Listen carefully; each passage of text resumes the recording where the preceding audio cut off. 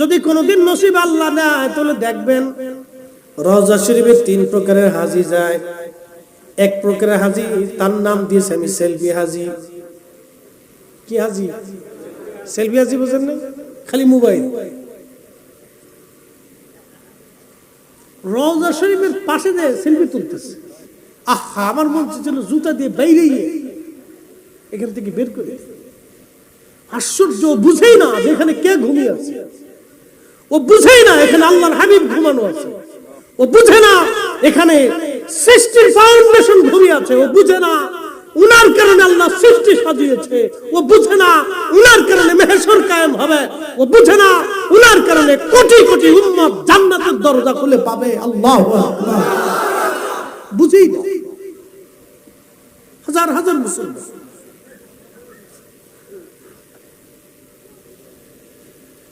আচ্ছা, হাজার হাজার মুসলমান বুঝেই না। আর এক প্রকারের হাজি আছে, শুধুমাত্র সালাম দিয়ে চলে যায়, কোনো অনুভূতি তার মধ্যে নাই। সে মনে করলো সালাম দিয়ে গেলেই, চলে গেলেই বুঝি হক আদায় হয়ে গেল না। পৃথিবীর বড় বড় উলামা ইকরাম লিখেছেন, বিশ্ববিখ্যাত ফতোয়ার কিতাবগুলির মধ্যে লেখা, তুমি যখন আল্লাহর হাবিবের রওজা মুবারকের কাছে যাবা, সালাম দিবা, নবীজি বলেছেন, মান যারা কবরি ওয়াজাবাত লাহু শাফাআতি ইয়াউমাল কিয়ামা। আল্লামা ইমাম তাকিউদ্দিন সুবকি রাহিমাহুল্লাহ আশ-শিফা ও সাকামের মধ্যে তিনি হাদিস খানা লেখেন, আমার ঘরে কিতাবখানা আছে। আল্লাহর নবী বলেন, উম্মতরে, আমি রাসূলের রওজা মুবারকে সে কেউ যদি জিয়ারত করে, আমাকে সালাম দেয়, আমাকে জিয়ারত করে যায়, সাক্ষাৎ করে যায় আমার সঙ্গে, কিয়ামতের ময়দানে তাকে সুপারিশ করা আমি নবীর জন্য কর্তব্য হয়ে যায়, আমি নবীর জন্য ওয়াজিব হয়ে যায়। জোরে বলেন সুবহানাল্লাহ। হাজি বুঝেই না যেখানে কে ঘুমাইছে, সেলফি তুলতেছে, ভিডিও করতেছে, বাড়ি দেখা, কই যে দেখো। আরে আজি, আমি চিন্তা করলাম এগুলো হজ করতে আসছে, এসব ওহাবিদের পাল্লায় পড়ছে, নজদিদের পাল্লায় পড়ে গেছে। ডান্ট নাই, মন খারাপ করবে। ভিন্ন মতের যদি কেউ থাকেন, পায়ে হাত দিয়ে বলতেছি, মাফ করে দিবে। মানুষ একদিনে নিকৃষ্ট হয় না, ধীরে ধীরে নিকৃষ্ট হয়। মানুষ একদিনে বেয়াদব হয় না, শিক্ষার কারণে, পরিবেশের কারণে, পারিবারিক শিক্ষার কারণে সে বেয়াদব হয়। কি কথা কন না কেন? সুন্নি কোন প্রতিষ্ঠানের কোন ছেলেকে আপনি সহসা বেয়াদব পাবেন না, কারণ সুন্নি সব প্রতিষ্ঠানে আগে আদব শেখানো হয়। তো পীরের দরবারই হোক, কোন মাহফিলে হোক, কোন প্রতিষ্ঠানে হোক, স্কুলে হোক, মাদ্রাসাতে হোক, এলাকাতে হোক, সমাজে হোক, পারিবারিক ভাবে হোক, সন্তানকে সুন্নিরা আগে আদব শিখায়। প্রিয় মুসলমান, চন্দনাইশবাসী খুব মনোযোগ দিবেন। আল্লাহর হাবিবের রওজা মুবারকে কেউ যদি জিয়ারত করে, নবী বললেন, আমি নবীর হায়াতে জীবনে জিয়ারত কেউ যদি করে যায়, সাক্ষাৎ করে যায়, তাহলে সেটা যেমন আমার ইন্তেকালের পরে আমার কোন উম্মত যদি আমার সঙ্গে আমার রওজা শরীফে আমার সাথে জিয়ারত করে যায়, তাহলে সে যেন হায়াতের জীবনে আমার সঙ্গে সাক্ষাৎ করে গেল। একবার জোরে বলা যাবে কি সুবহানাল্লাহ? আপনি এটাকে ছোট করে দেখার কোন সুযোগই নেই, কোন সুযোগ নাই। নবীর জিয়ারতকে ছোট করে দেখার কোন সুযোগ নাই। আর এক প্রকারের হাজি জাইরিন রওজা শরীফের আগে সালাম দিতে দিতে চোখের পানি ফেলতে ফেলতে কাঁদার বলি, ইয়া রাসূলুল্লাহ, আপনার সুপারিশের আশায় আপনার কদম মোবারকে হাজির হয়ে গেছি, আপনার সন্তুষ্টির আশায় আসছি। নবী গো, আপনি যদি খুশি হন তো আল্লাহ খুশি হয়ে যাবে। ওয়ালাউ আন্নাহুম ইয যালামু আনফুসাহুম জাউকা ফাস্তাগফিরুল্লাহ ওয়াস্তাগফির লাহুমুর রাসূল। কোরআন বলতেছে আমার বান্দা নফসের সাথে যদি তুমি জুলুম করো, বিরাট বড় অন্যায় তুমি করে ফেলছো, ক্ষমার অযোগ্য। অনেক বড় অপরাধ তুমি করে ফেলছো, ক্ষমার অযোগ্য। তোমার চিন্তার কোনো কারণ নাই। যাও আমার রাসূলের দরবারে চলে যাও, দরবারে মুস্তাফাতে হাজিরা দাও। একবার জোরে বলা যাবে কি আল্লাহু আকবার? কে বলেছে? আল্লাহ নিজে বলছেন আমার রাসূলের বরগাহে যাও। কোরআনে আল্লাহর জবানে আল্লাহ বলছেন। পৃথিবী ভেঙে যাবে, আকাশ ভেঙে যাবে, পৃথিবী পুড়ে যাবে, সাগর শুকিয়ে যাবে, কিন্তু আল্লাহর কালামের কোনো পরিবর্তন। এত সম্মান আল্লাহ দিলেন যে কিয়ামত পর্যন্ত হুকুম, যাও যাও যাও আমার রাসূলের দরবারে যাও, ধন্য দাও নবীর দরবারে যাই আমি আল্লাহর কাছে ইস্তিগফার করো। যদি আমার রাসূল তোমার ব্যাপারে আমার কাছে সুপারিশ করে, লাওয়াজাদুল্লাহ তাওয়াবার রাহিম। আমি যদি ঢকমতো নামাজ না পড়ি তো মানছি কি করবে? তো ভয়টা কি আল্লাহর না মানুষের উপরে গেছে? মানুষের উপরে গেছে। নতুন বিয়ে আইছে, বিয়ের বাদ বেরাইতে নামাজ পড়তে বিয়ে ডাক দিছে, বিয়ে আসো মসজিদ খুব ভালো, চলেন যাই নামাজটা পড়ি আসি। তো বিয়ে চিন্তা করলো নতুন বেদ বেঁধেছি বেড়াইতে, যদি নামাজে না যায় তো আত্মীয়রা বলবে কি? তুমি কি আল্লাহর ভয়ে গেছে না আত্মীয়র ভয়ে গেছে? তাহলে নামাজ এর ভিতরে ভেজাল ঢুকে গেছে। কি কথা কর না? নামাজে কি ঢুকছে? ভেজাল ঢুকে গেছে। নামাজে ভেজাল ঢুকে গেল। চেয়ারম্যান সাহেব, মেম্বার সাহেব, ইমাম সাহেব হুজুর সহ একটা সালিশ দরবারে বসছে। তো জোহরের আজান পড়লো, এমন সময় ইমাম সাহেব হুজুর বলতেছে আসেন আজান পড়ে গেছে, নামাজ আদায় করি। তো সবাই আসতেছে, ওর ভিতরে দুই একজন লোক আছে যারা পেশাব করিয়ে পানি লয় না। এরকম লোক আছে না দেশে? বহু লোক আছে যারা পেশাব করিয়া পানি লয় না, কিন্তু বিরাট বড় লোক পেশাব করে পানি লয় না। তেহাতে চিন্তা করলো এখন আমার তো ফ্যান নষ্ট, নামাজ যদি পড়ি ওই তো না, আর যদি না পড়ি তো সমাজ কি করবে? হে কিন্তু আল্লাহর ভয়ে মসজিদে গেছে না, সমাজের ভয়ে গেছে। এই নামাজের রেজাল্ট ঢুকছে। এই জন্য নামাজ হতে হবে শুধু আল্লাহর জন্য। জোরে বলেন কার জন্য? আল্লাহর জন্য। কথা মনে রাখবেন, সালাত শুধু আল্লাহর জন্য, অন্য কিছুর জন্য, শুধু আল্লাহর জন্য। আল্লাহর জন্য দাঁড়াবেন। আমার নামাজে ভেজাল হতে পারে, রোজার ভিতরে ভেজাল হতে পারে। বলে হুজুর রোজার ভেজাল কি? রোজা রাখছেন আপনি, চার দোকানে দেয়া বসছেন, চা তো খাওয়া যাবে না, বসে রয়েছেন দোকানে, আরো দুইজন আসছে, গল্প শুরু হয়ে গেল, এই গল্প সেই গল্প, ওই ভালো না সেই ভালো না, ও ছোটকালে অমুকটা চুরি করছিল, অমুকের গরু ধরে নিয়ে গেছিল, অমুকের ছাগল চুরি করছিল, লোক অমুক ভালো না, ও সুদ খায়, ও অমুক লোক ভালো না, অন্য বেটির দিকে মাঝে মধ্যে টেরে টেরে চাকায়। এরকম কিছু লোক আছে না? খালি মানুষের তো গীবত করতে থাকে, মানে হে একাই ভালো আর দুনিয়ার কেউ ভালো না, শুধু মানুষের দুর্নাম। তো রোজা রাখছেন, পাবলিকের যদি দুর্নাম করেন, গীবত করেন, তো রোজা শেষ।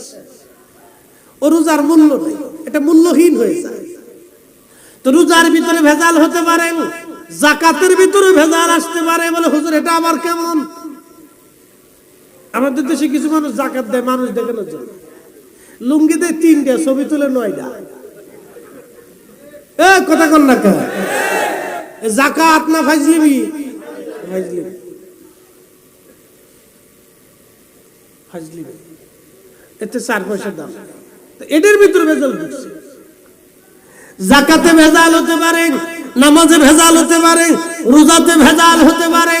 হজ করতে গেছে, বিরাট বড় সেলফি আজি, খালি ছবি তোলে, কাবা শরীফের পাশে ছবি তুলতেছে, ভিডিও করতেছে, কাছেতে ছবি তুলে দেখাইতেছে, তাপ করতেছে, এই সময় ভিডিও করতেছে। কি আশ্চর্য!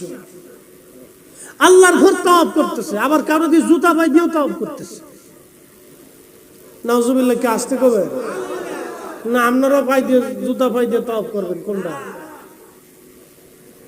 সাবধান করে বলে দিয়ে যাচ্ছি, এই ভুল জীবনেও করবে। তাওয়াফের ভিতরে 360 জন নবী আলাইহিস সালামের রওজা আছে। সুবহানাল্লাহ বললেন না? কাবা শরীফের চারপাশে যে সাদা অংশ দেখেন না, সাদা নিচে সাদা টাইলস, এর ভিতরে 360 জন নবীদের মাজার আছে। হ্যাঁ সুবহানাল্লাহ, আসতে হয়ে গেল, জোরে বলে। কাবা শরীফের দরজা বরাবর ইসমাইল আলাইহিস সালামের মাজার আছে। আরো জোরে বলে। নূহ আলাইহিস সালামের মাজার ওখানে কাবার মুতাওয়াফের ভিতরে। হাজি জুতা পাইতে তওয়াফ করে, লজ্জা করা উচিত মুসলমান। এই নজদিবাদ ইসলামটাকে রুচিহীন করে দিচ্ছে, এটার রুচি নষ্ট করে দিচ্ছে ইসলাম। এটা খুলুসিয়ত আছে ইসলাম, ইসলামের রূহ আছে, খুশুসিয়ত আছে, এটার অনেকগুলো খুলুসিয়ত আছে, আত্মার প্রশান্তি আছে, তাকওয়া আছে। আমা ইউআজ্জিম শাইরাল্লাহ, কোরআন বলতেছে তুমি আল্লাহর শাইরকে, আল্লাহর নিদর্শনকে তুমি সম্মান করো, তাজিম করো। কেন? ফাইন্নাহা মিন তাকওয়াল কুলুব, ফাইন্নাহু মিন তাকওয়াল কুলুব, এজন্যই করবা যে তোমার অন্তরের তাকওয়া, খুলুসিয়ত, খুলুসিয়তের জন্য, তাকওয়ার জন্য, আত্মার খোরাকের জন্য তুমি সম্মান করবা। মসজিদে কেউ জুতা পায়ে দিয়ে যায় না, কারণ কি? এজন্য জুতা পায়ে দিয়ে যায় না, মসজিদে মানুষ নামাজ পড়ে নতুন জুতা কিনে এনো, পাক পবিত্র জুতায় কোনো ময়লা লাগে না, তারপরেও ওই জুতা পায়ে দিয়া মুসলমান মসজিদে নামাজে যায় না। কারণ ফাইন্নাহা মিন তাকওয়াল কুলুব, মসজিদ আল্লাহর ঘর, এটাকে সম্মান করতেই হবে। কথা বলে ঠিক না?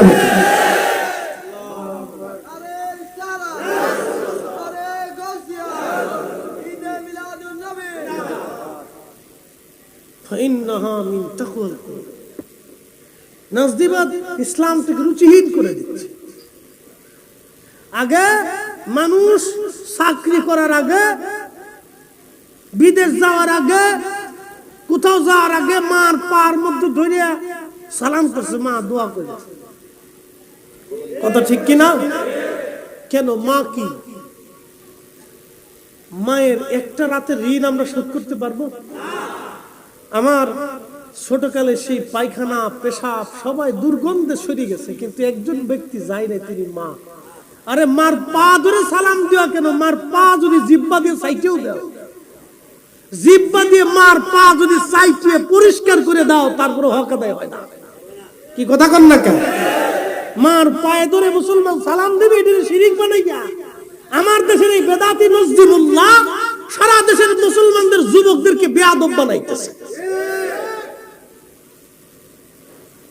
আজকে, যার কারণে বৃদ্ধাশ্রম বাড়তেছে। আমরা যদি বলি তো বলবে শিরিকের পক্ষে কথা বলতেছে। প্রিয় মুসলমান, মা আল্লাহর পক্ষ থেকে সন্তানের জন্য অনেক বড় নিয়ামত। কোন সন্তান যদি জিহ্বা দিয়ে মার পা চেটে দেয়, পরিষ্কার করে দেয়, তারপর মায়ের হক আদায় হবে না। মা এত বড় দামি। কিন্তু আজকে কদম বসিটাকে শিরকের ফতোয়া দিয়া বদ্ধ করে দিয়েছে। আজ হাজার হাজার মুসলমান এটাকে শিরিক মনে করে, যার কারণে আমার সমাজ, আমার দেশের ইয়াং জেনারেশন, নতুন জেনারেশন যারা আছে, তারা এগুলিকে শিরিক মনে করে বাদ দিচ্ছে। এক একটা পর্যায়ে দেখা যায় ছেলেরা মা বাবার সঙ্গে খারাপ আচরণ শুরু করে দিয়েছে। বৃদ্ধাশ্রম বেড়ে গেছে। আজ হাজার হাজার, শত শত বৃদ্ধ বৃদ্ধা নর নারী আজ বৃদ্ধাশ্রমে যে দেখেন, ভালো ভালো পরিবারের লোকেরা বৃদ্ধাশ্রমে চলে গেছে, অভাব নাই কিছু। এক ভদ্রলোক আপনাদেরকে আজকে একটা কথা শোনা। এই করোনার আগে হাজিরা হজে গেছে, যিনারা গেছিলেন ওনাদের ভিতরে একজন, লালমনিরহাটে আমি মাহফিল গেছিলাম, তখন উনি বললেন যে আমাদের সাথে দুই ভাই একসাথে হজে গেছে। হজে যাওয়ার পরে ঢাকার থেকে রাম বেঁধে রওনা দিছে। জেদ্দা বিমানবন্দরে বাংলাদেশ প্লেন ল্যান্ড করার পরে দুই ভাই একসাথে অন্ধ হয়ে গেল। একসাথে অন্ধ। আমার দিকে তাকাবে, খুব গুরুত্বপূর্ণ, এটা বাস্তব থেকে বলতেছি, কোনো দলিলা দিল্লা না, একবারে বাস্তব আল্লাহর শাস্তি থেকে বলতেছি। দুই ভাই অন্ধ হয়ে গেল। তো যিনি সাথে নিয়ে গেছে, যে এজেন্সির মাধ্যমে গেছে, সেই মুনাজ্জিম তারে চিন্তা করলো যে ডাক্তার দেখাইছে কিন্তু কোনো ফায়দা হয় না। তো চিন্তা করলো লোক তো সুস্থ কিন্তু চোখে দেখে না, তো হজ করানো না। তুমি সুন্দর করে এদেরকে হজ করাইলেন। সারা হজ হলো, আরাফা হলো, মুজদালিফা হলো, আরাফাতে দোয়া কবুল হয়। শোনেন, হাজি যখন আরাফাতের ময়দানে উপস্থিত হয়ে শুধু চোখের পানি ফেলে দেয়, সাথে সাথে তার জীবনের গুনাহ মাফ হয়ে যায়। আল্লাহু আকবার। আরাফা এমন একটা দামি জায়গা, এত বড় দামি জায়গা, হাজিরা হাত তুললে আল্লাহ ওই হাত ফেরত পাঠায় না। এত দামি জায়গা আরাফাতের মাঠ, মুজদালিফা। আল্লাহু আকবার। মিনার মাঠে হাজিদের দোয়া কবুল হয়ে যায়। কাবা শরীফ ধরে দোয়া করার সাথে সাথে আল্লাহ মাফ করে দেয়। কাবা ঘর দেখে চোখের পানি ফেলার সাথে আল্লাহ গুনাহ মাফ করে দেয়। তাওয়াফ করার সাথে আল্লাহ মাফ করে দেয়। হাজিদের জীবনের গুনাহকে আল্লাহ মাফ করে দেয়। হজ করলো, তাওয়াফ করলো, সাই করলো, আরাফা হলো, মুজদালিফা হলো, মিনা হলো, মদিনাতে আসলো, রিয়াদুল জান্নাহ গেল। রিয়াদুল জান্নাহ রাসূল করিম বলেছেন, আমার রিয়াদুল জান্নাতে কেউ যদি নামাজ পড়ে তাহলে সেজন্য বেহেশতের নামাজ পড়ছে। এটা বেহেশতের টুকরা, রাউযাতুম মিন রিয়াদিল জান্নাহ। দুনিয়াটা জান্নাতের টুকরা। একসাথে বলা যাবে আল্লাহু আকবার। কিন্তু দোয়া করলো, চোখ ভালো হলো। হজ শেষ করে দুই ভাই জেদ্দা বিমানবন্দর থেকে ঢাকা বিমান যখন ল্যান্ড করলো, চোখ ভালো হয়ে গেল। হাজী সাহেবান সাথে যারা ছিলেন, সঙ্গী যারা ছিলেন, তারা বললেন, ব্যাপার কি? আজকে বলে দিয়ে যান, আপনারা মক্কায় যাওয়ার পরে অন্ধ হয়ে গেলেন, হজ হয়ে গেল, একসঙ্গে হজ করলাম, চোখে দেখলেন না, অন্ধ ছিলেন। বিমান আসার পরে আপনার আবার চোখ ভালো হয়ে গেল, ওষুধ খাওয়া লাগলো না। কারণ কি? জীবনের কোন ভুল, কোন অপরাধ আপনাদের আছে বলেন? দুই ভাই চোখের পানি ছেড়ে দিয়ে কাঁদেন, বলেন আমাদের জীবনের একটা ভুল আছে। বলে ভুলটা কি? ভুলটা হলো আমাদের বাড়ি গাড়ি সব আছে, পয়সা করির কোনো অভাব নাই। দুই ভাইয়ের ঢাকাতে কয়েকটা করে বাড়ি আছে, আমাদের টাকা পয়সার অভাব নাই, সম্পদের অভাব নাই। কিন্তু আমরা আমাদের বাবা মাকে বৃদ্ধাশ্রমে রাখছিলাম, আমাদের নিজেদের কাছে বাবা মাকে রাখতে পারি নাই। তাদের বদদুয়ার কারণে আজকে আল্লাহর ঘরে গেলাম, খোদার ঘর দেখার সৌভাগ্য আমাদের হলো না। আল্লাহর নবীর বারগাহে গেলাম, রওজা শরীফ দেখার সৌভাগ্য আমাদের হলো না। এটা মা বাবার বদদুয়া। আমরা বুঝতে পারছি এটা আব্বা আম্মার বদদুয়া ছিল, বেয়াদবির ফসল। বাস্তব, বাস্তব থেকে, এটা বাস্তব থেকে বলতেছি, কোনো কিতাবের দলিল না। এটা কয়দিন আগের ঘটনা, করোনার আগে। এই জন্য বলতেছি, মার 5 সাইটে যদি জিহ্বা দিয়ে পরিষ্কার করেন, কদম মুছে শিরিক বানাইছ। 5 সাইটে জিহ্বা দিয়ে পরিষ্কার করে দিল, মার হক আদায় হয় না বেটা। আর তুমি কদম মুছে শিরিক বানাইছ, সুরার ঘরে সুরা।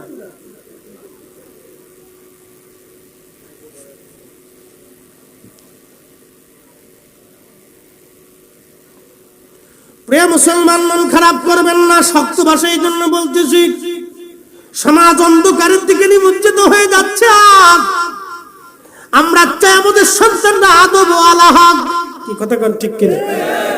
আদব ওয়ালা হোক, আদব ওয়ালা হোক। আগের জমানার স্ত্রীরা স্বামীর পায়ে ধরে সালাম দিত, এখনকার সলিম ভালো আছো?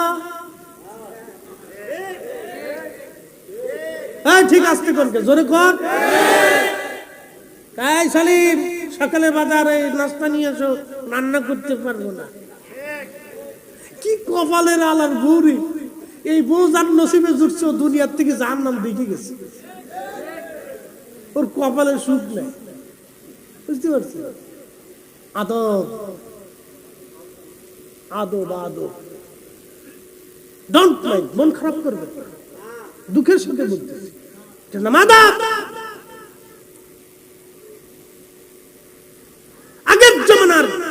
দাদি নানীদের কাছে জিজ্ঞেস করেন, প্রত্যেক দাদি নানীরা তার স্বামীর পায়ে হাত দিয়ে সালাম করত।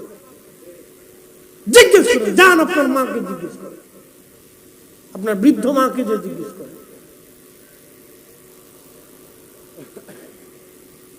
প্রিয় মুসলমান, খুব মনোযোগ দিবেন। হযরত সাইয়্যিদুনা ইব্রাহিম আলাইহিস সালাতু ওয়াস সালাম কাবা শরীফের পাশে যারা যাবেন দেখবেন মাকামে ইব্রাহিম, ইব্রাহিম আলাইহিস সালামের কদম মোবারকের ছাপ পাথরের সঙ্গে আজও লেগে আছে। হাজার হাজার বছর আগে,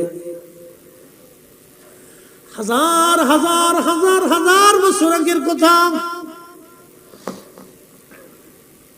ইব্রাহিম আলাইহিস সালাম ওই ঘর নির্মাণ করতে লাগলেন, বাইতুল্লাহ কাবা শরীফ। সাহায্য করতেছিলেন ইসমাইল আলাইহিস সালাম, পাথর এনে এনে দিচ্ছেন তিনি। পাথর কেটে কেটে কাবা ঘরের দেওয়াল নির্মাণ করা হয়। দেওয়াল যখন উপরে উঠে গেল, ইব্রাহিম আলাইহিস সালাম হাতের লাগল পান না।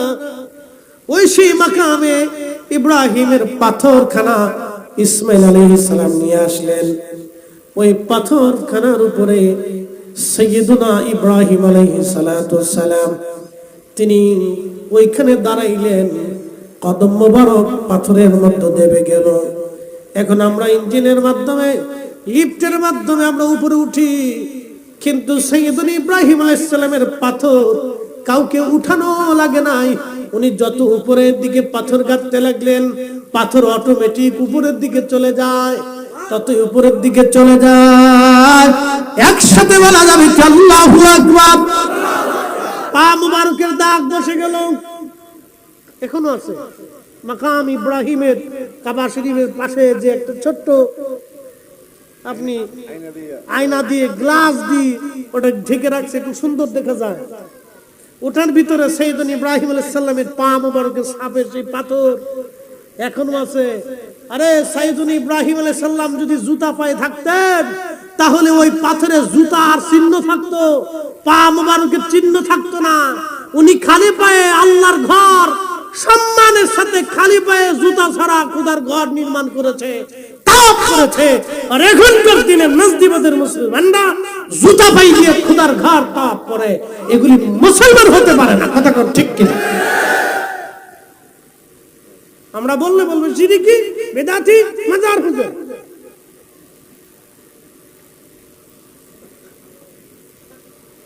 এই জন্য আল্লাহর শায়ের গুলিকে সম্মান করতে হয়।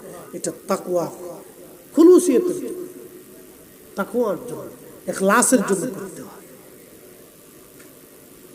প্রিয় মুসলমান আমার, খুবই মনোযোগ দিয়ে কথাগুলি শুনে যাবেন। অনেক দূর পর্যন্ত ওয়াজ নিয়ে চলে আসছি। আমি কারবালার দিকে গিয়েছিলাম। আল্লাহর নবীর আওলাদকে যারা ভালোবাসে তারা আল্লাহকে ভালোবাসে, রাসূলকে ভালোবাসে। তাদেরকে যারা কষ্ট দেয় তারা আল্লাহর নবীকে কষ্ট দেয়, এবং আল্লাহর হাবিবকে যারা কষ্ট দেয় তারা আল্লাহকে কষ্ট দেয়। এই জন্য আজকে আপনারা যারা এই মাহফিলে আসছেন, দিছেন, সহযোগিতা করছেন, মহব্বত রাখছেন, সবাই কামিয়াব। একসাথে বলা যাবে না সুবহানাল্লাহ?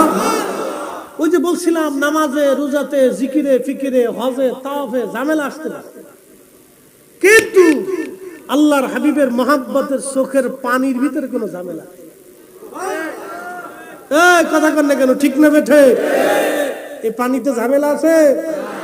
নবীজির তাজিমে যে দাঁড়াইয়া সালাম দিচ্ছেন, ঝামেলা আছে? ঝামেলা নাই। রাসূলের দুরূদ শরীফ যখন পড়েন তখন ঝামেলা খুব ইখলাসের সাথে। চোখের পানির ভিতরে কোনো ঝামেলা নাই।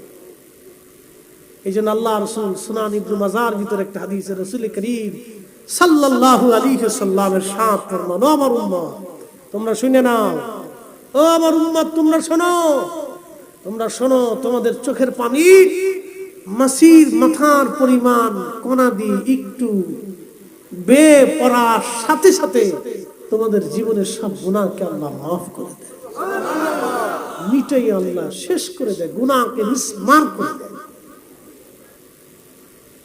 এটার ভিতরে কোনো ভেজাল নাই, কোনো ভেজাল নাই। খালি বেদাত দেখেন।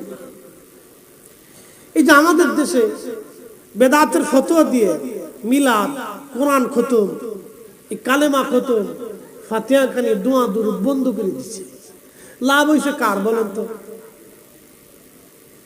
শয়তানে। কার লাভ হয়েছে? জোরে বলে, আমি ব্যাখ্যা করে শুনে দিচ্ছি। কার লাভ হয়েছে? শয়তানের লাভ হয়েছে। দোয়া বন্ধ করে দেয়, শয়তানের লাভ, আপনার কোনো লাভ নেই। অনেকে বাৎসরিক ভাবে চিন্তা করে বাপদাদার জন্য একটু দোয়া করে, তো এই বাৎসরিক চিন্তা করে সে বাড়িতে ছোট করে পরিসরে একটা মিলাদ মাহফিল ইন্তজাম করছে। সমাজের লোকজন দাওয়াত করছে, আমার দিকে তাকায়, সমাজের লোকজন দাওয়াত করছে। তো ইমাম সাহেব হুজুর গেলেন, কিছু মাদ্রাসার তলবে আলেম উপস্থিত হতে, বুঝে যাবেন আজকে, কিছু মাদ্রাসার তলবে আলেম উপস্থিত হলেন, ইমাম সাহেব হুজুর উপস্থিত হলেন। ওই এলাকার সমাজের কিছু মুরব্বীরা, ছেলেপেলেরা, যুবকরা সবাই মিলে উপস্থিত হলো। ধরেন 20-25 জন লোক এক জায়গাতে উপস্থিত হলো।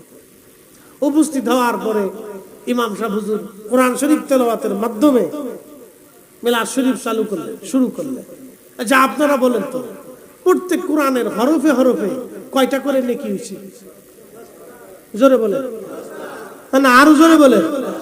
এই 10টা করে নেকি যে হইল, এটা কি শুধু যিনি দাওয়াত দিয়েছেন তিনি পাইছেন আর সবাই পাইছে? আচ্ছা, এরপরে দুরূদ শরীফ শুরু হলো। প্রত্যেক দুরুদে 10টা গুনাহ মাফ, 10টা নেকি লেখা হয়, 10টা বার আল্লাহ রহমত নাজিল করে। এটা কি ইমাম সাহেব হুজুর একা পাইলো না সবাই পাইলো?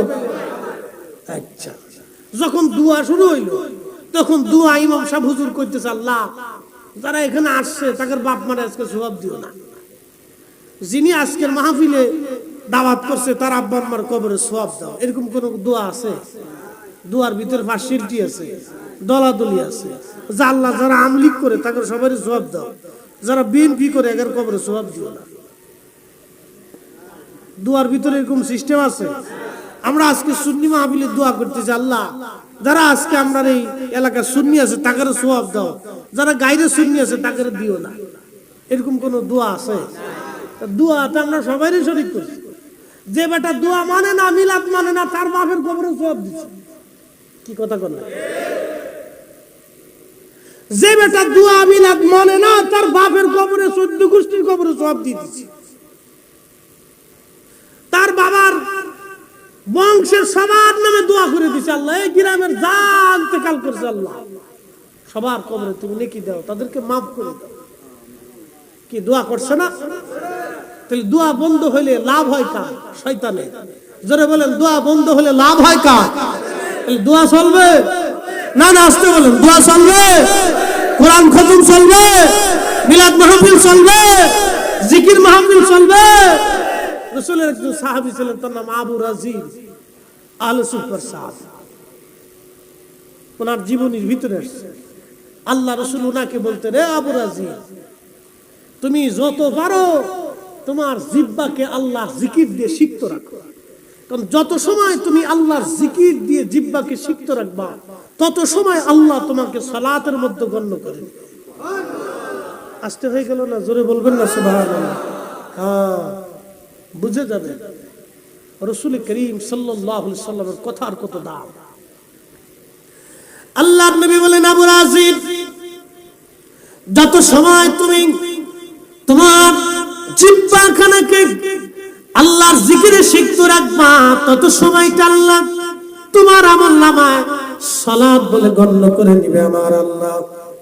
আবু রাজিব রে, যদি তুমি জিকিরের মজলিস পাও, ওই মজলিসের মধ্যে তুমি বসবা, আল্লাহ যেন তোমার জীবনে কল্যাণময় করে দেয়। একবার জোরে বলা যাবে কি সুবহানাল্লাহ? দোয়া কিসের মজলিস? জিকিরের মজলিস। জোরে বলেন, দোয়া কিসের মজলিস? আজকের মজলিসটা কিসের মজলিস? জিকিরের মজলিস। জোরে বলেন, কিসের মজলিস? জিকিরের মজলিস। যদিও সুহাদায়ে কারবালার নাম মুহাব্বতে বলছি, কিন্তু জিকিরটা মূলত কার? না না, একসাথে বলতে হবে, কার? তো যে বেদাত করলো ওর মতো কপাল পোড়া দুনিয়াতে আর আসেনি। এই যে দোয়া কোরআন শরীফ খতম হইতেছে, আপনার বাড়িতে এই মাদ্রাসার 10 জন তলবে ইলম দাওয়াত দিবেন, দাওয়াত করে বাড়িতে আব্বা আম্মার উদ্দেশ্য হোক, বংশজ্ঞাতির বংশ পরিজনের উদ্দেশ্য হোক, আপনি বসাইয়া সবাইরে কোরআন শরীফ পড়াইতেছেন। এই যে তলবে ইলমরা প্রত্যেকজনে 1 পারা 2 পারা করে পড়িয়া 2 খতম বা 1 খতম কোরআন শরীফ পড়লো, বলেন ওই মজলিসটা দুনিয়ার সাধারণ মজলিসটা জিকিরের মজলিস? তো বেদাত বেদাত করে যারা চিল্লায় ওর কপালের উপর ঠাডা পড়ছে, ওর কপালের উপর ঠাডা পড়ছে। যত সময় কোরআন তেলাওয়াত হবে তত সময় নেকি আর নেকি। একসাথে বলা যাবে না আল্লাহু আকবার। রাসূল কারীমের সাহাবী খাদিমুর রাসূল হযরত আনাস রাদিয়াল্লাহু আনহুর আদত ছিল প্রত্যেকদিন তিনি সারা রাত কোরআন শরীফ পড়তেন, ইবাদত করতেন, তাহাজ্জুদ নামাজ পড়তেন, ফজরের নামাজ পড়ে তিনি বাড়ি যাইতেন। ওনার 100-র উপরে সন্তান আল্লাহ দিয়েছিলেন, নাতি নাতকুর দিয়া অনেক বিরাট পরিবার ছিল ওনার। 100-র মতো আল্লাহ সন্তান ওনাকে দিয়েছিলেন। উনি বাড়ি যাইতেন, কিন্তু রাত্রিবেলা যে কোরআন শরীফ পড়তেন, ধরেন 30 পারা কোরআনের 29 পারা উনি তেলাওয়াত করতেন, 1 পারা খালি বাকি রাখতেন। ওই 1 পারা তেলাওয়াত করিয়া সকালবেলা সবাইকে ডাক দিয়ে সমস্ত সন্তান নাতিপুতি সবাইকে এক জায়গায় বসাইয়া খাদিমুর রাসূল হযরত আনাস রাদিয়াল্লাহু আনহু তিনি বাকি 30 পারা অথবা বাকি 1 পারা কোরআন শরীফ তেলাওয়াত করে সন্তানদেরকে নিয়ে একসাথে তিনি দোয়া করতেন। একবার জোরে বলা যাবে কি মারহাবা? আলাদা না জামাতের সাথে? জোরে বলেন না না একসাথে। আজকে বুঝাই দিয়ে যায় কি আলাদা না জামাতের সাথে? তা আজকে জামাতের সাথে দোয়া করা যারা বেদাত মনে করে ওর কপাল জিন্দেগি বেদাত। এই ইসরায়েলি শয়তানি দেশ ঘুরে গেছে, এই কথা যখন আমরা বলি তখন আমরা বেদাত। হযরত খাদিম রাসূল আনাস রাদিয়াল্লাহু আনহু সব সন্তান নিয়ে দোয়া শুরু করলেন। দোয়া শেষ করার পরে আল্লাহ নবীর খাদিম, নবীর সাহাবী তিনি বলতেন, আমার সন্তানরা, আমি আমার মাসুক নবীর পবিত্র জবান মোবারক থেকে শুনছি কোরআন শরীফ খতম করার পরে যে দোয়া হয় ওই দোয়া আল্লাহর দরবারে কবুল হয়ে যায়। তাহলে কোরআন খতম চলবে? হয় না, হয় না, আলোচনা চলবে। আজকে ফতোয়া মারতে মারতে এত পরিমাণে গেছে, আমার দেশের মা চাচিরা, মেয়েরা, বোনেরা আগে কোরআন শরীফ খতম দিত, প্রত্যেক রমজানে 2টা 3টা 4টা 5টা করে দিছে। আর এখন স্টার জলসা, জি বাংলা, ফেসবুক আর ইউটিউব, টিকটক আর এই সমস্ত আমি যে মিথ্যে বেডিরে সরবারই চাই না। ফতোয়া মারতে মারতে বেডিগেরে একবারে ফেসবুকের ভিতরে আন্দাই দিয়ে দিচ্ছি। যা বুঝতে পারছেন? তা লাভ হয়েছে কার? শয়তানের। এই জন্য বলতেছি দোয়া, কোরআন খতম এগুলি চলবে, এগুলি চালাবেন, না হলে শয়তানের লাভ হবে, কোনো অসুবিধা নেই। আপনি কিয়ামত পর্যন্ত হায়াত যদি হয় একবারও যদি আল্লাহর দরবারে হাত না তোলেন তো আল্লাহর কিছু যায় আসে, কিচ্ছু যায় আসে। আর আপনি যতবার চাবেন আল্লাহর কাছে, যতবার কানবেন, ততবারই আল্লাহ আপনারা মাফ করে দিবেন। যত হাত বাড়াবেন রব্বে কারীমের দরবারে, আপনি তো গোলাম, আমি আপনি পাপিষ্ঠ গুনাহগার, মালিকের দরবারে হাত বাড়াইতে লজ্জা কিসে? এখানে ফতোয়া আমারে শয়তান কোথাকার, কিসের ফতোয়া? গোলাম মালিকের দরবারে হাত বাড়াবে, একা পারে একা বাড়াবে, জামাতের সাথে বললে জামাতের সাথে বাড়াবে, নামাজের পরে বাড়াবে, কোরআন খতমের পরে দিবে, মাহফিলের শেষে দিবে, খাবারের পরে দিবে। বান্দা যখনই সুযোগ আসবে উত্তম হালত, উত্তম অবস্থায় সে আল্লাহর দরবারে হাত বাড়াবে।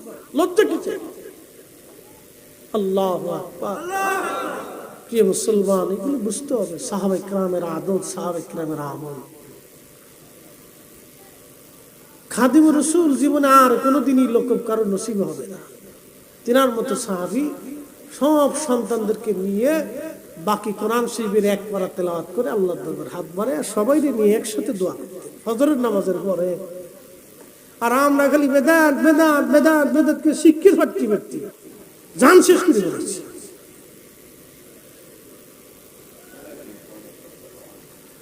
প্রিয় মুসলমান আমার এদিকে না, যেহেতু শুহাদায়ে কারবালার মাহফিল, এদিকে আমি ফিরে চলে যাচ্ছি। চন্দনাইশবাসী মনোযোগের সাথে কথাগুলি শুনে যান। আহা, ওনাদেরকে যারা ভালোবাসবে, আল্লাহ রসুলকে তারা ভালোবাসবে, আল্লাহর নবীকে যারা ভালোবাসবে, আল্লাহকে তারা ভালোবাসবে, আল্লাহকে যারা ভালোবাসবে, জান্নাতি জান্নাতি জান্নাতি, আমার রব আমার মালিক তাদেরকে জান্নাতি বানায় দিবে। শুহাদায়ে কারবালার অনেক দীর্ঘ আলোচনা, লম্বা আলোচনাতে আমি যাব না, শুধু আলোচনার ভিতরে একটা আলোচনা আনি, মনোযোগ দিয়ে যাবেন। শুহাদায়ে কারবালার মহব্বত, আল্লাহ রসুলের মহব্বত, এটা দলিল দিয়ে হয় না, বয়সের কারণে হয় না, বংশ দিয়ে হয় না, মাদ্রাসাও দিয়ে হয় না, মক্তব দিয়েও হয় না, প্রতিষ্ঠান দিয়েও হয়, কলিজার ভিতরে আসে। আল্লাহ যাকে কবুল করে তাকে নবীর মহব্বতের জন্য মঞ্জুর করে নেওয়া হয়। কথা বলেন ঠিক কিনা? আল্লাহ যাকে মঞ্জুর করে। পাকিস্তানের একজন লেখক, ভারতের একজন লেখক, তিনি একটা বই লিখলো, রঙ্গিলা রসুল, নাউজুবিল্লাহ মিন যালিক। হাজার হাজার হাজার হাজার ভারতীয় উপমহাদেশে কোটি কোটি মুসলমান, তার ভিতরে একটা মুসলমান, তার নাম ইলমুদ্দিন। ইলমুদ্দিন কাঠ মিস্ত্রি ছিল, তো অরিজিনাল মিস্ত্রি না, জুগাইল্লা। আপনাদের চট্টগ্রাম কি বলে? তা আমাদের হরিপুর চট্টগ্রাম তো মিল আছে, কেডায় কয় মিল নাই? মিল তো আছে।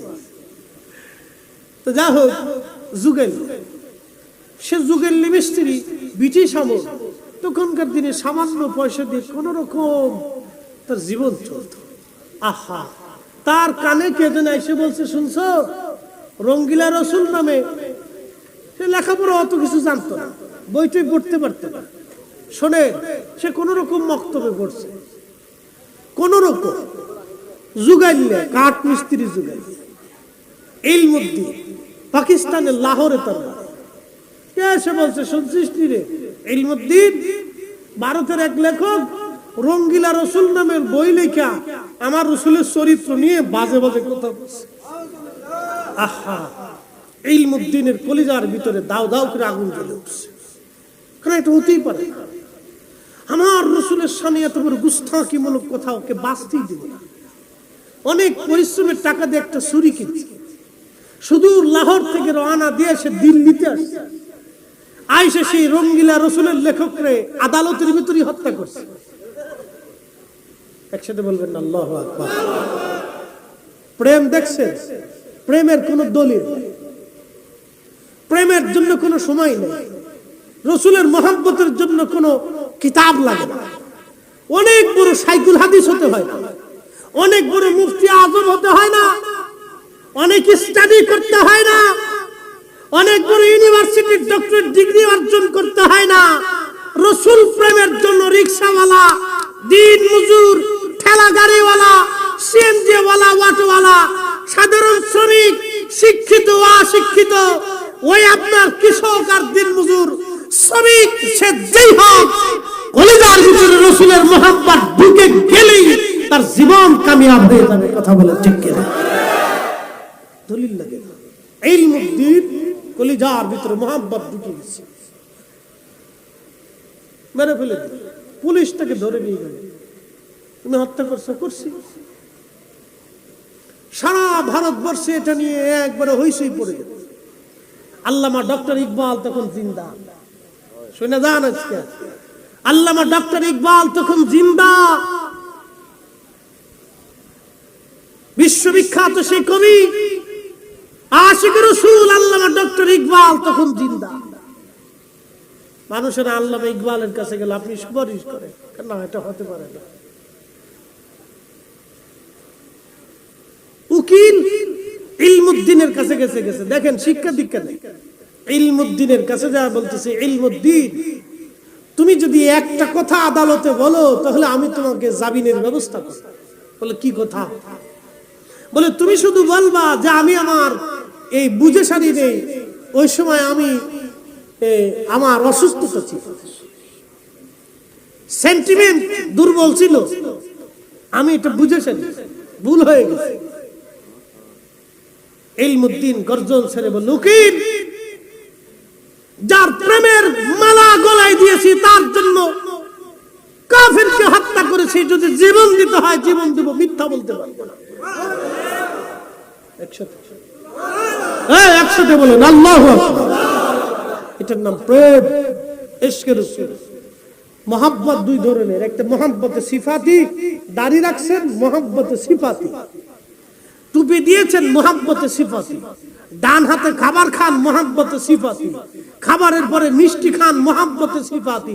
কিন্তু কারবালার ময়দানে হুসাইন রাদিয়াল্লাহু আনহুর ডানে বামে পিছনে থেকে 3 দিনের চেষ্টা নিয়ে যারা শহীদ হয়েছিল তাদের ভিতরে ছিল মহব্বতের জাতি জাতি জাতি। একসাথে বলা যাবে আল্লাহু আকবার। ইলমুদ্দিন নিজের জীবনকে উপেক্ষা করে সে কাফেরকে হত্যা করেছিল, এটা মহব্বতের জাতি। তার মুখে দাঁড়িয়ে ছিল না, মহব্বতের জাতি, এটা কলিজার ভিতর থেকে আসে। প্রিয় মুসলমান আমার, হযরত ইমাম হুসাইন রাদিয়াল্লাহু আনহু কারবালার ময়দানে শহীদ। অনেক লম্বা ওয়াজ, এই দিকে যাব না, আমি শুধু শেষ প্রান্তের দিকে চলে যাব। ওনার পবিত্র মস্তক মাথা মোবারক কেটে ফেলে দিয়ে ওনার মাথা মোবারক বর্ষার আগে বিধাইয়া তারা নিয়ে চলে গেল কুফায়। কুফার গভর্নর যিনি, তার নাম ছিল উবাইদুল্লাহ ইবনে জিয়াদ। কুফাতে নিয়ে যাওয়ার পরে উবাইদুল্লাহ পবিত্র মাথা মোবারক বর্ষার আগে বিধাইয়া সারা কুফা দিয়ে আনন্দ মিছিল করতে হুকুম প্রদান করে দিল। হাজার হাজার মুসলমান সেই দিন হুসাইন রাদিয়াল্লাহু আনহুর পবিত্র শির মোবারক নিয়ে সারা কুফার অলি গলি দিয়ে তারা আনন্দ মিছিল করল। আপনারা বলেন তো,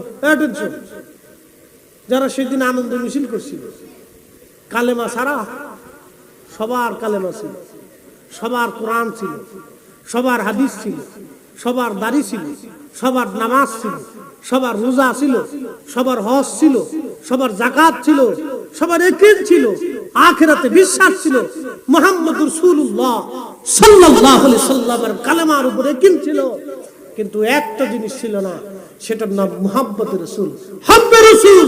নবীর মুহাব্বত না থাকার কারণে সেই দিন তারা হুসাইনের পিছনে এই শির মুবারকের বর্ষা লাগায় বিধাইয়া তারা আনন্দ করতে লাগলো। কি বুঝলেন? তাদের ঈমান তাদেরকে বেহেশত নিতে পারে মুহাব্বতের জাতি। প্রিয় চন্দনাইশবাসী, খুব মনোযোগ দিবেন। হযরত হুসাইন রাদিয়াল্লাহু আনহুর পবিত্র মস্তক উবাইদুল্লাহ ইবনে জিয়াদ নিয়ে আসছে কুফার সেন্ট্রাল মসজিদে।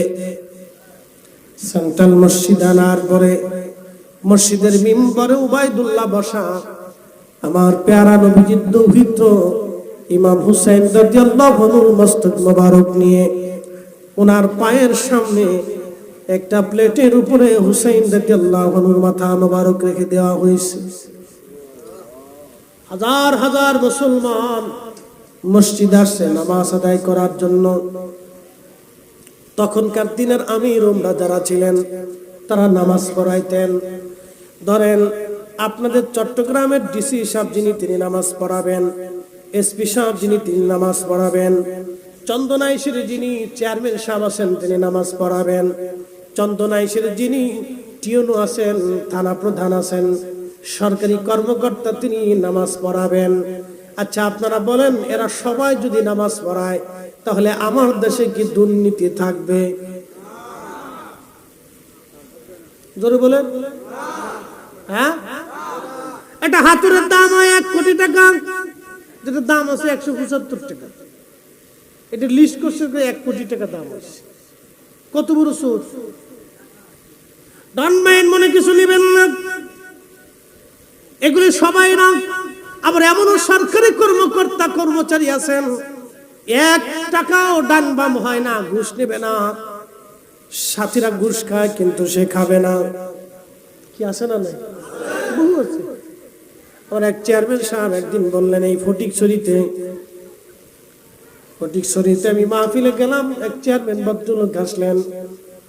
তিনি বললেন, হুজুর দোয়া করবেন, শুধু আমি কেন, সরকারি সম্পদ কেন, আমার বেতনের টাকা দিয়েও আমি 1 পেয়ালা পানি পান করি না, কারণ এটা জনগণের একবার হক যদি আমার পেটের মধ্যে চলে যায়, কিয়ামতের ময়দানের জবাব দিতে আমার বড় হিমশিম, জবাব দিতে আমি পারবো না, আমি বড় কঠিন বিপদগ্রস্ত হয়ে যাব। আমি বললাম, চেয়ারম্যান সাহেব আলহামদুলিল্লাহ, আমি আপনার জন্য দোয়া করি, আমলটা যদি আপনি করে যেতে পারেন তাহলে আপনার জীবনের শেষ সময়টা, আপনার মৃত্যুটা আল্লাহ বড় ইমানের সাথে, ইখলাসের সাথে, বুজুর্গানের দিন আল্লাহর ওলিদের মৃত্যু যেইভাবে হয়েছিল, মানুষের হক রক্ষা করার জন্য আল্লাহ যেন আপনার ওইভাবে মৃত্যু দিয়ে দেয়। আল্লাহ হাসরের মাঠ যেন আল্লাহর ওলিদের সাথে আপনাকে করায় নেয়। আমি তার জন্য দোয়া করলাম। এরকম বহু চেয়ারম্যান, বহু সরকারি কর্মকর্তা আছে, কি কথা বলেন ঠিক কিনা? আবার এমনও আছে চোরের ঘরে সুর, বিরাট সুর, বিড়ি পর্যন্ত ছাড়ে না। পুরে বাপরে বাপ, তো মানুষ হয় কেমন আল্লাহ জানে, মরার চিনতে দেও না। কয়দিন আগে তো দেখছেন ছাগলে চোর ধরাই দিচ্ছে, কি কথা কন না, ছাগলে চোর ধরাই দিচ্ছে। এরকম বহু আছে। আবার এরকম বিরাট বড় অফিসার, 1 টাকাও ঘুষ নাই, সব তার জীবনের হালাল।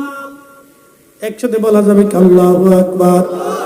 ভালো মন্দ দিই দুনিয়া।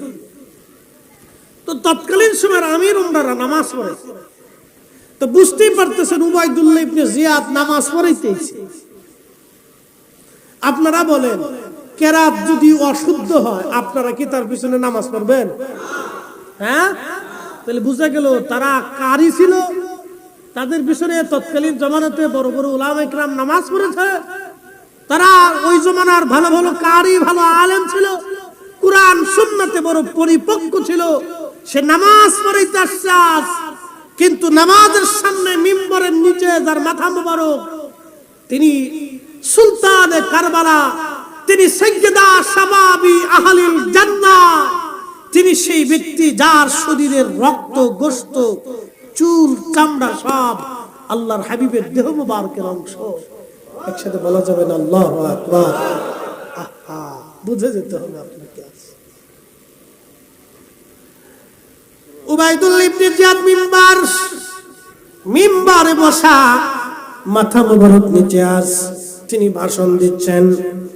হাজার হাজার মুসলমানের সামনে তিনি বলতেছিলেন, হে মুসলমানেরা, আমিরুল মুমিনিন ইয়াজিদের বিজয় আল্লাহ দিয়েছে।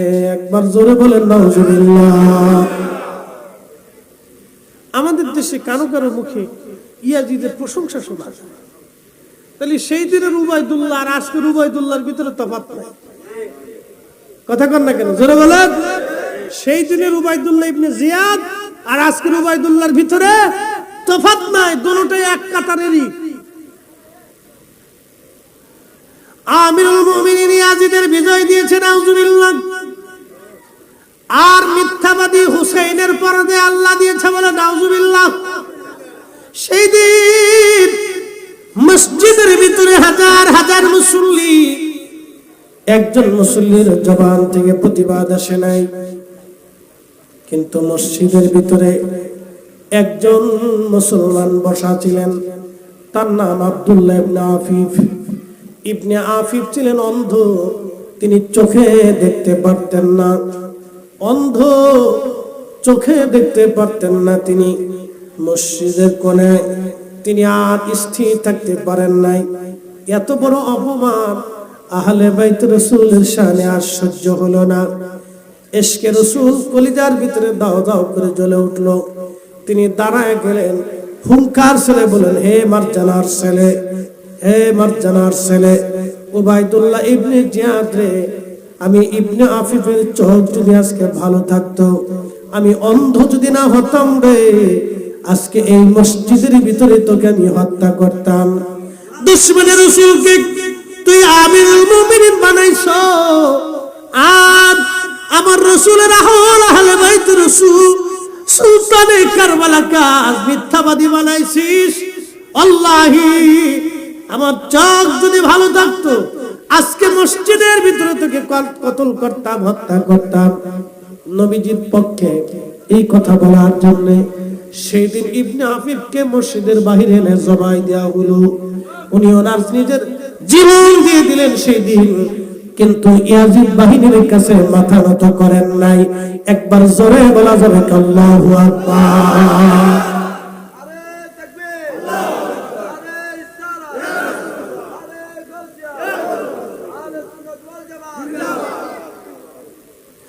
আপনাদের কাছে প্রশ্ন করে জবাব দিবেন, মসজিদে মুসল্লি হাজার হাজার, ইমানদার কয়জন? হ্যাঁ, জোরে বলেন, জোরে বলেন, কয়জন? একজন। অথচ মসজিদে যারা আসছে সবার ভিতরে কালেমা আছে, সবার ভিতরে ঈমান আছে, সবার ভিতরে কালেমা শাহাদাত আছে, সবার ভিতরে রোজা আছে, সবার ভিতরে হজ আছে, সবার ভিতরে যাকাত আছে, সবার ভিতরে বিশ্বাস আছে, সবার ভিতরে কালেমা শাহাদাত আছে, সবাই কোরআনের হক মানতেছে, সবাই সুন্নতের আইন মেনে আসছে, সবাই আল্লাহকে সিজদা দিতে আসছে। কিন্তু ইমানদার একজন, ইমানওয়ালা একজন, প্রেমিক একজন, একজনই মুসলমান, কামিল মুসলমান একজন, একজনই পাইলেন। কারণ কি? সবার ভিতরে ঈমান থাকলেও ইশকে রাসূল ছিল না। আর হযরত ইবনে আফিফের মধ্যে ঈমানও ছিল, ইশকে রাসূলও ছিল, কালেমাও ছিল, ইশকে রাসূলও ছিল, কোরআনও ছিল, ইশকে রাসূলও ছিল, হায় সুন্নাহও ছিল, ইশকে রাসূলও ছিল, নামাজও ছিল, ইশকে রাসূল ছিল, রোজা ছিল, ইশকে রাসূল ছিল, হজ ছিল, ইশকে রাসূল ছিল। যার কারণে ইবনে আফিফ তিনি দুনিয়ার থেকে কামিয়াব হয়ে চলে গেল। আর যারা হুসাইন রাদিয়াল্লাহু আনহুর সামনে গালি দেওয়া হলো, কিন্তু প্রতিবাদ তারা যারা করতে পারে নাই, তারা যদিও নামাজি, ওই নামাজ তাদেরকে কামিয়াব করতে পারে নাই। কথা বলেন ঠিক কিনা? এই জন্য আল্লামা ইকবাল রাহিমাহুল্লাহ জাওয়াবি শিকওয়াতে কতই না চমৎকার তিনি লিখলেন, মগজ করা রূহে ঈমান জানে দিন, হাসতে হুব্বে রাহমাতুল লিল আলামিন। মগজ করা রূহে ঈমান জানে দিন, হাসতে হুব্বে রাহমাতুল লিল আলামিন। কোরআনের মগজ বলো, ঈমানের রূহ বলো, ধর্মের প্রাণ বলো, সবকিছুর মূল আল্লাহর নবীর ভালোবাসা, নবীজির ভালোবাসা, নবীর ভালোবাসা। বাংলার কবি কাজী নজরুল ইসলাম কতই চমৎকার লিখলেন, আল্লাহকে যে পাইতে চায়, আল্লাহকে যে পাইতে চায়, হযরতকে ভালোবেসে আরশ কুরসি লৌহ কলম না চাইতে পেশে। চিৎকার করে জোরে বলেন না মারহাবা। আসসালাতু ইয়া রাসূলুল্লাহ।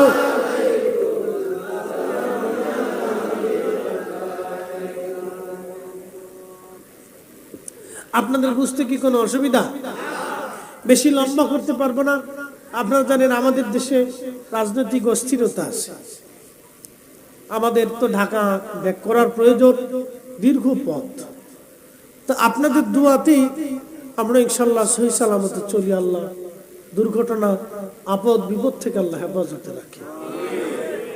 প্রিয় উপস্থিতি, তো বেশি লম্বা করব না, তারপর একবারে কম করব না। শেষ সময় আপনাদেরকে আর দু চারটি কথা শোনাই, সারা জীবন মনে রাখবেন।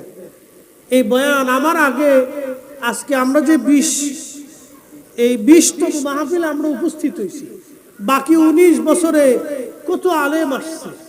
আল্লাহু আকবার। কত আলেম কবরে চলে গেছে, কত মুসল্লি কবরে চলে গেছে, কত আয়োজক কমিটির সদস্যরাও কবরে চলে গেছে। বাবা, মাহফিলটা চালু আছে, আজকে সবার জন্য আমরা দোয়া করব। প্রিয় উপস্থিতি, আমাদের জীবনের রসুলের মহব্বতের কোন দিনের বিষয়টা মঞ্জুর হবে আমরা কেউ জানি না। কোন সময়ের ইবাদতটা আল্লাহর কাছে গ্রহণীয় হবে, মঞ্জুর হবে, আমরা কেউ বলতে পারবো না। এই জন্য কোনো ইবাদতকে ছোট করে দেখতে না। সহিহ বুখারীতে একটা হাদিস আসছে, শোনেন, আমাদের দেশে অনেকে জিলাপিকে ছোট মনে করে। জিলাপি মিলাদ বললে অনেকে জিলাপি দেয় না? আপনাদের দেশে কি দেয়? অনেক দেয়, জিলাপি দেয়। আগে আমরা ছোটকালে খেয়েছি বাতাসা, এদিকে বিরিয়ানি দেয়। আমরা ছোটখাটো মিলাদ শরীফ জন মসজিদে ছোটখাটো ভাবে স্বল্প পরিসরে যেটা করে এটা সাধারণত জিলাপি, বা গরিব মানুষ যেটা যারা করায় তারা জিলাপি দিয়ে অল্পতেই তারা সারার চেষ্টা করে। তো যাই হোক, আগে গ্রামে আমাদের অঞ্চলে বাতাসা দিয়ে মিলাদ শরীফ হতো। তো বাতাসা চলে যাওয়ার পরে দানাদার ছিল, দানাদার এই এখন জিলাপি আমিত্তি ছিল, বিভিন্ন কোয়ালিটির মিষ্টান্ন ছিল। আল্লাহর হাবিব সহিহ বুখারীতে একটা হাদিস আসছে, নবীজি বলেন, উম্মত রে, তোমরা জাহান্নাম থেকে বাঁচো। আমার দিকে তাকাও রে, মুসল্লিদের জ্বালা তো বিরাট বড় জ্বালা রে। এত বড় বড় মুসল্লি সব বসে রয়েছে, মাশাআল্লাহ। আচ্ছা থাক থাক, এই মুসল্লির দরকার আছে, ওরা তারপরে বসে রয়েছে। এটা একটা ভালো গুণ। আপনাদের চট্টগ্রাম এই লেন, সিলেট লেন, দুইটা লেনে আমার কাছে খুব ভালো লাগে। বেশিরভাগ ইয়াং জেনারেশন মাহফিলে বসে থাকে। আর আমাদের উত্তর দক্ষিণে গেলে খালি বুড়া মানুষ বইতে কই সুবহানাল্লাহ কথা কই না চাইতে। তো কি করবো, 60 বছর ধরে সুবহানাল্লাহ করতেছে, আর কত করবে? বিরাট বড় জাল। আমি মাঝে মধ্যে বলি, দুঃখ প্রকাশ করে বলি যে আল্লাহ, এত জায়গা আমি যাই, এত মাহফিলে কত যুবকরা মাহফিল করে, মাহফিল সাজা, আর আমার অঞ্চলে খালি বুড়া মানুষ এসে বসে থাকে। যুবক পোলাপান মাহফিলে বসতে চায় না, এটা অনেক বড় কষ্ট। এটা একটা ভালো দিক, এটাকে ছোটকালের শিক্ষা। এই যে বাচ্চারা বসে রয়েছে, আমরা একদিন চলে যাবো, ওরা মাহফিল সাজাবে, কথা কোন ঠিক কিনা? তো আল্লাহ রাসূল বলে, না আমার উম্মত, তোমরা জাহান্নাম থেকে বাঁচো। কোথা থেকে বাঁচো? আহা, জোরে বলেন, কোথা থেকে? জাহান্নাম থেকে বাঁচো। অ্যাটেনশন প্লিজ, আমার এই কথাটা মনোযোগের সাথে শুনবেন। তোমরা জাহান্নাম থেকে বাঁচো। ও আমার উম্মত, আল্লাহ রাসূল বলতেছেন, আমার উম্মত, তোমরা জাহান্নাম থেকে বাঁচো। তোমরা জাহান্নাম থেকে বাঁচো, বাঁচার চেষ্টা করো। যদিও একটা খেজুর তোমার ভাইকে খাওয়াইয়া হলেও জাহান্নাম থেকে বাঁচার চেষ্টা করো। আল্লাহু আকবার। আল্লাহর নবী একটা খেজুরের টুকরা একজন মুসলমানকে খাওয়ানোর জন্য, খাওয়াইয়া জাহান্নাম থেকে বাঁচার জন্য নবীজি রাস্তা দেখায়। আর আমরা মিলাদ শরীফের পরে মেহমানদের হিসেবে এক টুকরা জিলাপি দিলে আমার দেশের অনেকেই এই টিটকিরি মেয়ে কয়, তোরা জিলাপি লেগে গেছে মিলাদে? না, জিলাপি লেগে গেছে, ওরে শয়তান কোথাকার। হ্যাঁ, কত বড় নিমক হারাম। লজ্জা করে এই সমস্ত মুসলমানের কথা বলতে, শরম করা উচিত। আল্লাহ রাসূল বলেন, আমার উম্মত যদি তা না পারো, তাও জাহান্নাম থেকে বাঁচার চেষ্টা করো। তোমার ভাইয়ের সাথে একটু মুস্কি হাসি দিয়ে কথা বলো। আহা, একসাথে বলবেন না, আল্লাহু আকবার। কি হাসি, কথা কন না কেন? কি হাসি? মুস্কি হাসি দিয়ে একটু কথা বলে হলো জাহান্নাম থেকে বাঁচার চেষ্টা করো। আরবে তো জিলাপি নেই, খেজুর আছে, সহজলভ্য খেজুর। সারা আরবে আপনি সহজেই খেজুর পাবেন, আর সারা বাংলাদেশে আপনি সহজে জিলাপি পাবেন। কি কথা কন না? সারা আরবে সহজে আপনি কি পাবেন? খেজুর পাবেন। তো আল্লাহ রাসূল মিষ্টান্ন বা সহজলভ্য খাবার হিসেবে খেজুরকে প্রাধান্য দিয়েছেন। তো খেজুর খাওয়া হলো জাহান্নাম থেকে তুমি বাঁচার চেষ্টা করো। বাংলাদেশে তো সহজে খেজুর খুঁজে পাবেন না। অথবা গরুর গোশত রান্না করছে, মরিচ বেশি হয়ে গেছে, অথবা গরুর গোশত রান্না করছে একটু শর্ট পড়ে গেছে, আপনাকে দিছে কিন্তু একটু কম দিছে।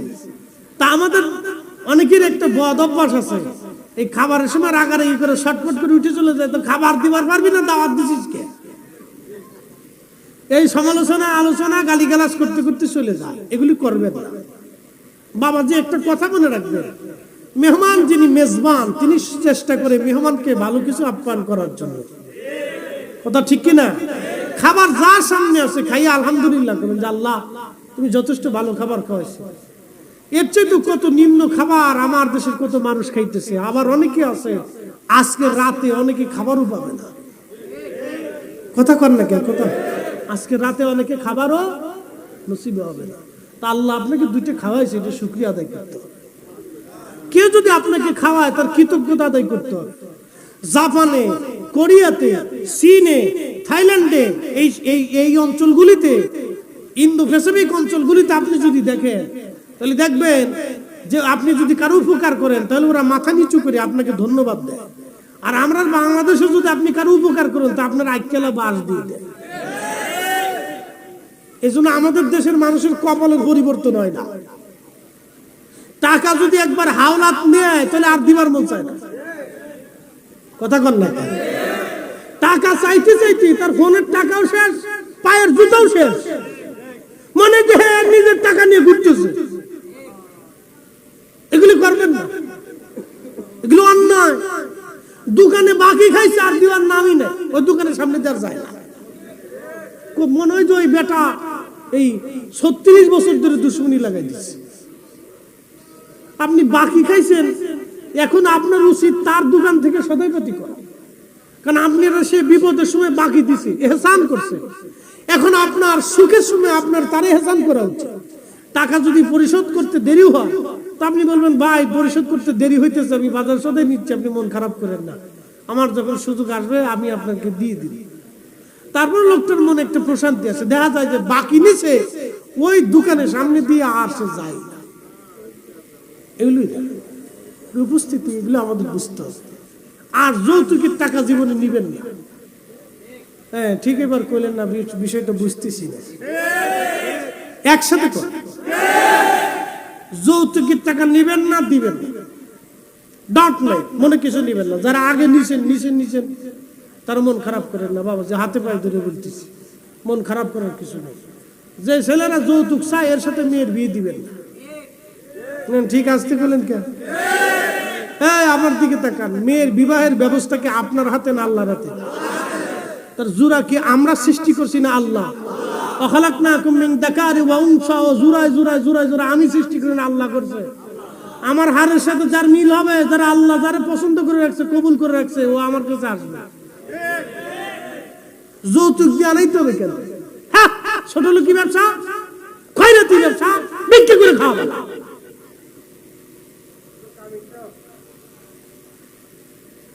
এগুলি কাজ করবে, এগুলি সামাজিক ব্যাধি। সামাজিক ব্যাধি আমাদেরকে অশান্তির ভিতরে নিয়ে গেছে। আল্লাহর কসম করে বলি, ইসলামের আইনের মতো, রাসূলুল্লাহর সুন্নতের ভিতরে, নবীর আদর্শের উপরে পৃথিবীতে কোনো আদর্শ হতে পারে, কোনো শান্তি কোনো কোথাও হতে পারে। যদি মানেন তাহলে আপনারা এগুলি করবেন। আল্লাহ আমাদের প্রত্যেকের তৌফিক দিক বলেন আমিন। প্রিয় উপস্থিতি, হ্যাঁ ও কামিনের টাকা সৌদি আরবে কত জানেন না? 50,000 রিয়াল সর্বনিম্ন, এরপরে 1 লক্ষ রিয়াল, বাংলাদেশের 31 লাখ টাকা। এজন্য বিয়ে করতে না ফিরে অনেকে বুড়া হয়ে গেছে। আবার অনেক বুড়া 14টা বিয়ে করছে, বুড়া কালে বিয়ে করতে গেছে, নাতিরা বিয়ে দিতে নিয়ে গেছে দাদা। চিন্তা করতে পারছেন কি পাগলের দেশ? হ্যাঁ পুরা পাগল, পুরা পাগল মনে করি আমি। আল্লাহ রাসূলের তরিকা এটা না। আল্লাহর নবীর তরিকা ছিল যত সহজ ভাবে, যত কম ভাবে ইহসান করিয়া, কাবিন বেশি না করিয়া, কম করিয়া, ছেলের ইহসান হোক মেয়ের হোক, সুন্দর বিবাহের ব্যবস্থা করাইতে। একসাথে বলবেন না মারহাবা। আমার বিয়ে করার সময় আমার চাচা শ্বশুর বললো কাবিন 5 লাখ দে। আমি বললাম না 1.5 লাখ দেন। আপনাদের চট্টগ্রামে এটা স্বপ্ন দেখে না যে 1.5 লাখ টাকা বিয়ে করবে, এটা স্বপ্ন হবে না, ডোন্ট মাইন্ড। আমি বললাম 1.5 লাখ দেন, আমার যেটা এখন সামর্থ্য আছে এইটা দেন, আমি 5 লাখ দিতে পারবো না এখন। তা বলতেছে না চাচা আমরা জামাই 5 লাখই দিই। আমি বললাম কাকা একটা কথা বলি, আমি একজন আলেম মানুষ, আপনার মেয়েকে বিয়ে করতেছি ছেড়ে দেওয়ার জন্য, তা আমাদের একটা জীবন হবে, সংসার হবে, ভাগ্য ভালো হলে আপনার মেয়ে আরো অনেক কিছু পেতে পারে। ফাইতে পেতে 1 কোটি টাকার সম্পত্তি পেয়েছে, লাভ হয়েছে না লস হয়েছে? হ্যাঁ এবার বুঝে এগুলি করবে। এত কাবিন দিয়ে 10 লাখ 20 লাখ 30 লাখ দিয়ে একবার বাধাই থুই দিছে। কাবিনের ডরে অনেকে বিয়ে করবে স্যার, এগুলো অশান্তি। বিবাহের কাবিনকে, বিবাহকে সহজ করে দেন। একসাথে বলবেন না মারহাবা। কি করে দেন? সহজ করে দেন। বিবাহকে সহজ করে দেন, কঠিন করে দেন না। ফেসায়া গুছায়া লাখ লাখ টাকা নষ্ট করার দরকার, সহজ করে দেন। প্রিয় উপস্থিতি, এটা আপনাদের সামাজিক ব্যবস্থা। আমার ওয়াজে 2-4 জন চেঞ্জ হইলে হইতে পারে, না হইতে পারে, এটা একটা প্রথা হয়ে গেছে। এগুলো আস্তে আস্তে আস্তে আস্তে কমিয়ে আনতে হবে। আল্লাহ তৌফিক দিক, সবাই বুঝ দিক, বলে না আমিন। এই সামাজিক 2-4টা কথা আর কি। তো এগুলি আমরা এই আল্লাহ রসুলের সুন্নতের দিকে চলে আসি, বেশি কমও না বেশি উচ্চও না। আমাদের আব্বাজান আদম আলাইহিস সালামের বিয়ে হয়েছে নবীজির 3 বার দুরূদ শরীফ পড়ায়। আর জোরে বলেন না, না একসাথে বলেন আল্লাহু আকবার। সহজে না কঠিনে? জোরে বলেন, আরো জোরে বলেন। আল্লাহ যদি কইতেন আদম রে, তোমার স্ত্রী হাওয়া রে এই জহরত, মণিমুক্তা, সোনা দানা এগুলি না দিলে আমি বিয়ে দিব না, দিয়ে নিয়ে আসো, যাও কামাই রুজি করে নিয়ে আসো, কাজ বাজ দিতেছি এটা করে নিয়ে আসো। আল্লাহ এটা করে বলে বিয়ে পড়াও। ইমাম মোল্লা আলী কারি আল মাওরিদির মধ্যে লিখতেছেন বিয়ে পড়াও। বলে দেন মোহর কোথায় পাবো? আদম আলাইহিস সালামকে আল্লাহ পাক ডাক দিলেন, আদম, জিবরাইল আদমকে বলো আমার আখিরি নবীর উপরে 3 বার মতান্তরে 11 বার দুরূদ শরীফ পড়ে যেন তার বিবিকে মহারানা দিয়ে দেয়। নবী আগে না আদম আগে? কথা কন না কেন? জোরে বলেন না, পক্ষপাতিত্ব নিয়ে আসতেছি না। জোরে বলেন আদম আগে না নবী আগে? আমাদের নবী আগে। আদম আলাইহিস সালামের বিয়ে হয়েছে আমাদের নবীর দুরূদ শরীফ পড়াইয়া। একসাথে বলেন আল্লাহু আকবার। এই জন্য সমস্ত ভালো কাজের আগে দুরূদ শরীফ দিয়ে শুরু করলে ও কাজে বরকত হয়। এজন্য আমাদের দেশে আগে ঘরে ঘরে বাড়িতে বাড়িতে মিলাদ হইতো, নবীর দুরূদ সালাম হইতো। এগুলো আগে দিয়ে শুরু করলে বরকত হয়। এর হাকিকত ভেঙে দিয়ে গেলাম আজকে। আল্লাহ আমাদের প্রত্যেকের তৌফিক দিক, বলে না আমিন। প্রিয় বন্ধুগণ, আমার আলোচনার শেষ প্রান্তে একটা ঘটনা আপনাদের সামনে উপস্থাপন করি। খুব মনোযোগ দিয়ে কথাগুলি শুনে যাবেন। 530 হিজরি 470 বছর পর আওলাদে রাসূল শহীদ হইলেন 60 হিজরিতে। আর ঘটনাটা 530 হিজরি।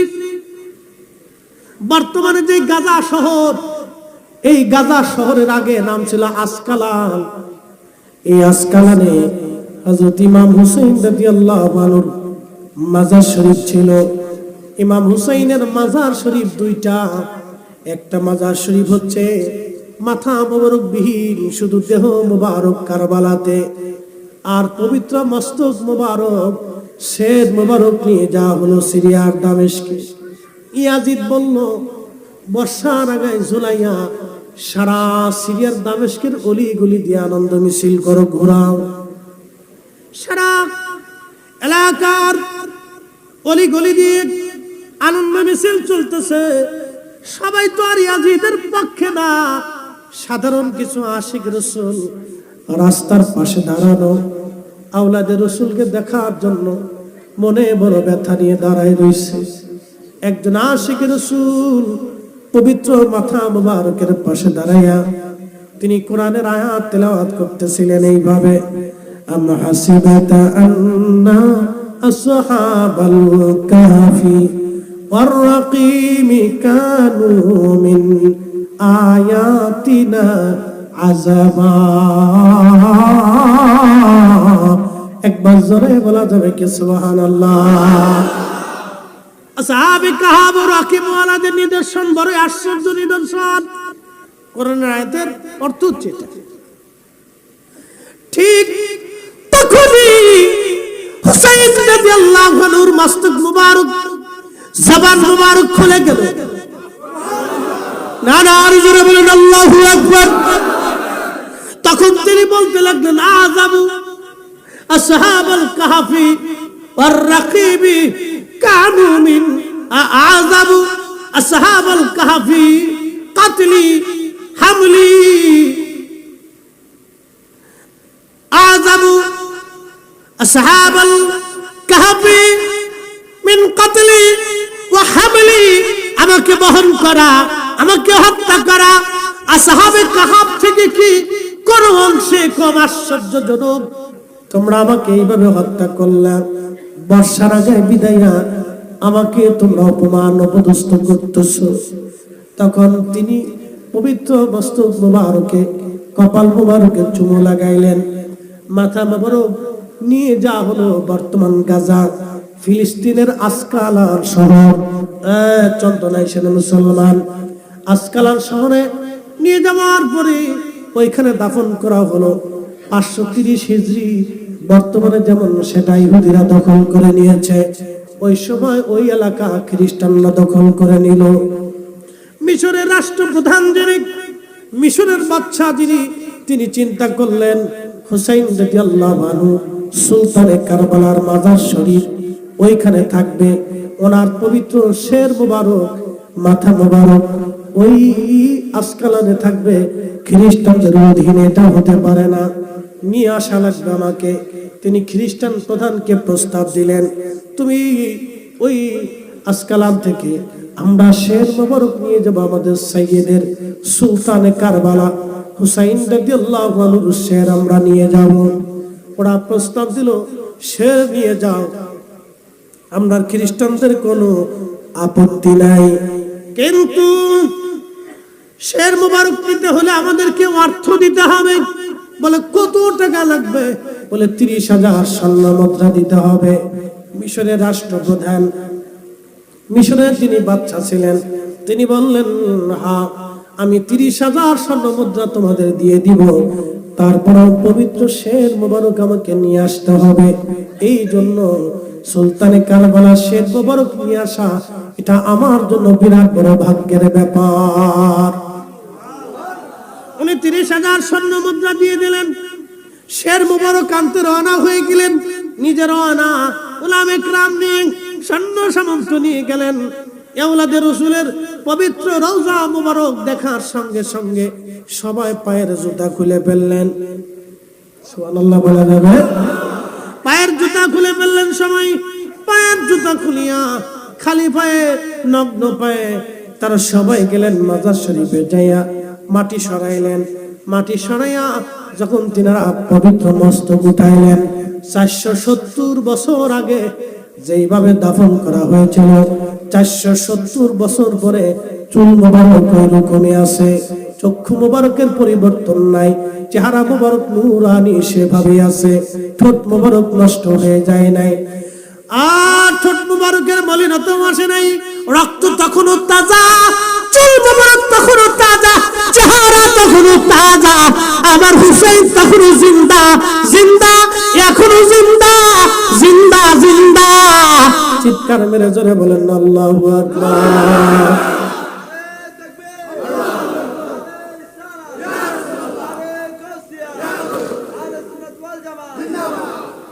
তাহলে আপনারা বলেন তো, আমাদের নবী আছে না নাই? জোরে বলেন, আরো জোরে বলেন।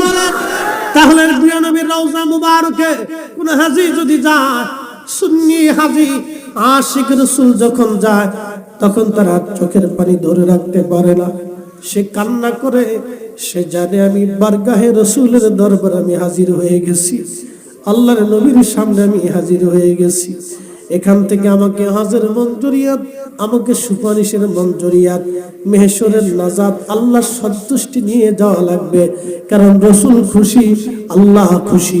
কথা বলেন ঠিক কিনা? এ সব গম্বদ ওয়ালে मंजूर दुआ करना, जब वक्त न आए आका दीदार आता करना, दीदार आता करना। मैं कब्र अंधेरी भी घबराऊंगा जब तन्हा मैं कब्र अंधेरी में घबराऊंगा जब तन्हा इमदाद मेरी करोनी आजान रसूल अल्लाह इमदाद मेरी करोनी आजान रसूल अल्लाह रोशन मेरी तुर्बत को लीला जरा करोना जब वक्त नजर आए आका दीदार अता करना दीदार आता करना सलातुन या रसूल अल्लाह अलैकुम सलातुन या रसूल अल्लाह अलैकुम सलामुन या हबीब अल्लाह अलैकुम। যেন আপনাদের আজকের মাহফিল বড় কামিয়াব 20 বছর ধরে চলমান, এটা কিয়ামত পর্যন্ত